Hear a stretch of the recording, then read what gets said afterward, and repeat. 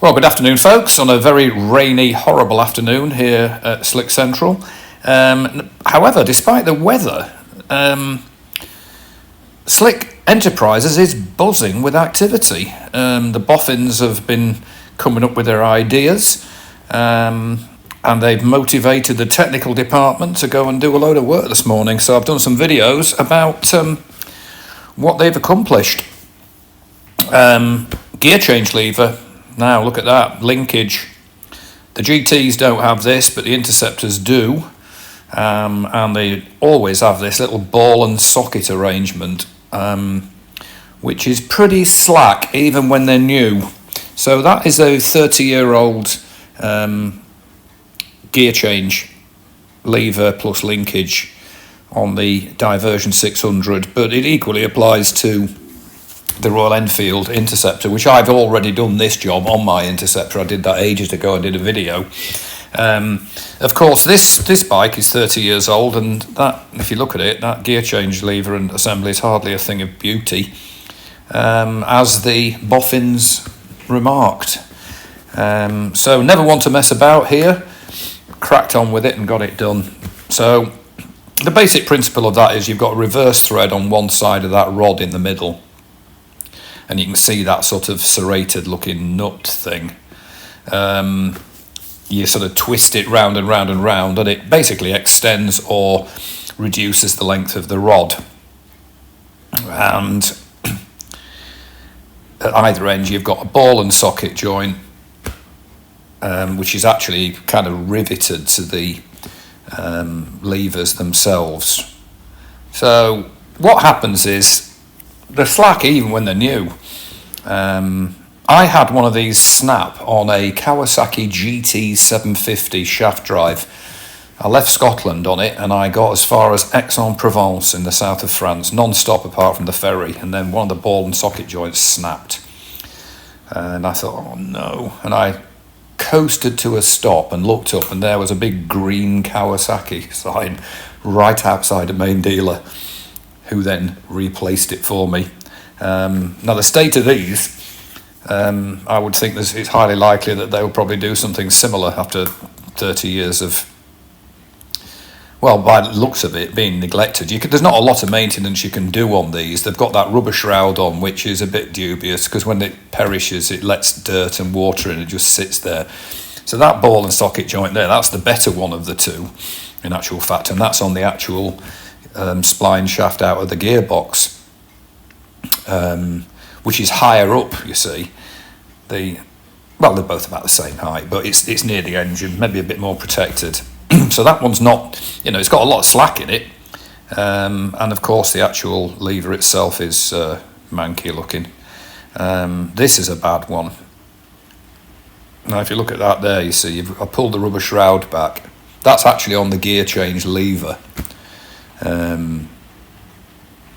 So there's obviously, you can see from that picture, there is no grease in there whatsoever.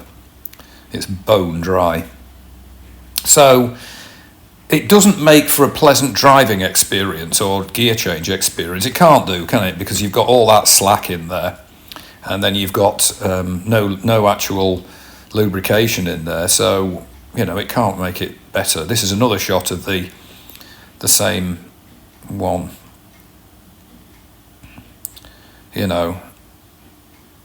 I dare say what's happened is water's got in there and it's just sat there for 3 decades, and that's the effect it has. So when I've replaced it, and you'll see in this video, 2 reasons. One, obviously to make it smoother gear change, and secondly to eliminate the risk of it just breaking one day, which as I say, I've experienced once before on a much newer one. So that basic principle there, you can see at the top of that this looks like a hip replacement.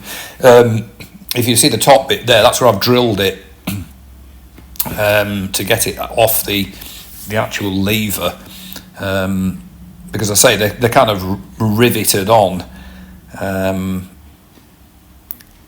it's exactly the same on the Royal Enfield Interceptor. It's exactly the same setup. So you can see here with the shroud pulled back, that's what the other side of it looks like. Now you could, if you were trying to maintain these things, you could pull that shroud back and spray something in there like WD, or even try to force grease in there or something. But people don't, obviously. It's one of these Gearchange linkages are the unsung heroes of the motorcycling world. They just do it again and again and again forever, 30 years. So there it is. I've got a drill out and you can see the state of the lever. It was originally galvanised, I would say. You can see on the left of the lever as well, you've got that rust. That's water. That's the downward part of it. That's obviously where water's kind of dribbled down it over the years and just sat there. So that's it once it's drilled. So effectively, it's a question of replacing that rod. Now, I'm going to put a link to the eBay listing where I bought the entire thing. I was going to buy the rose ends and the rod separately, but it was cheaper just to buy the whole lot. So I then lit up the wood burner, and as you can see there is a gear change lever, and just above it is the bit that goes on the spline shaft of the gearbox. Nicely hot, burning off all that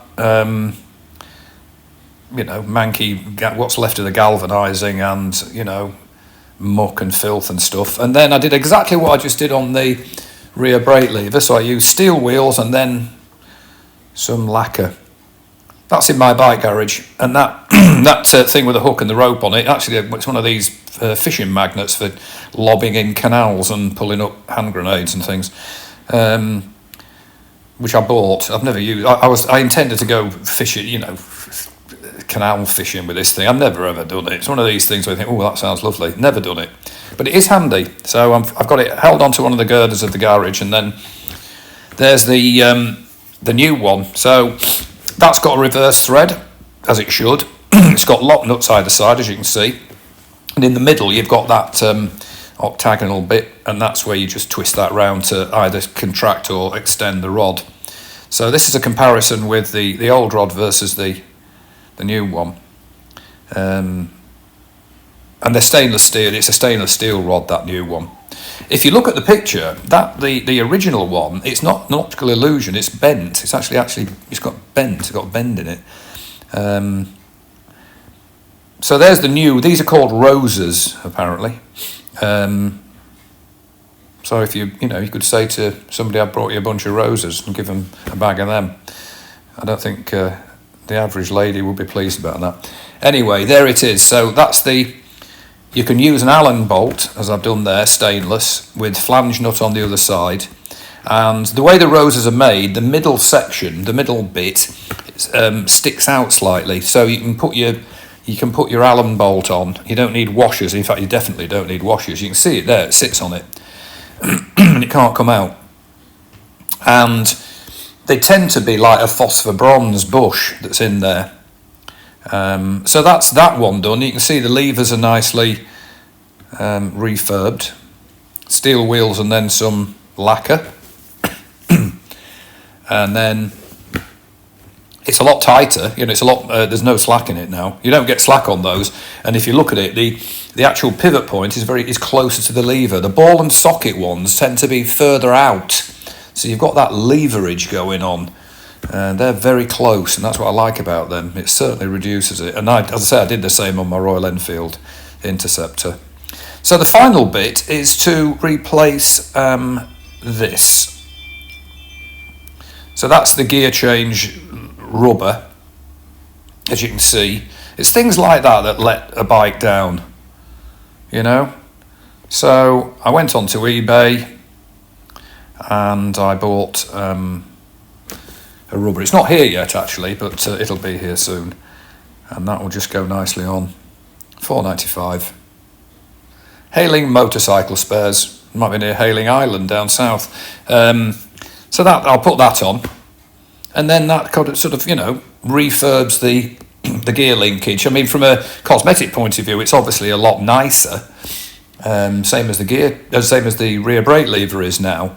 But also, in terms of the way it works and its longevity, it's also a huge improvement. So Yep, that's it, all done. I will post again soon because I've got 2 other projects, so you might be bombarded with videos today. In the meantime, take care and I'll post again soon. Bye for now.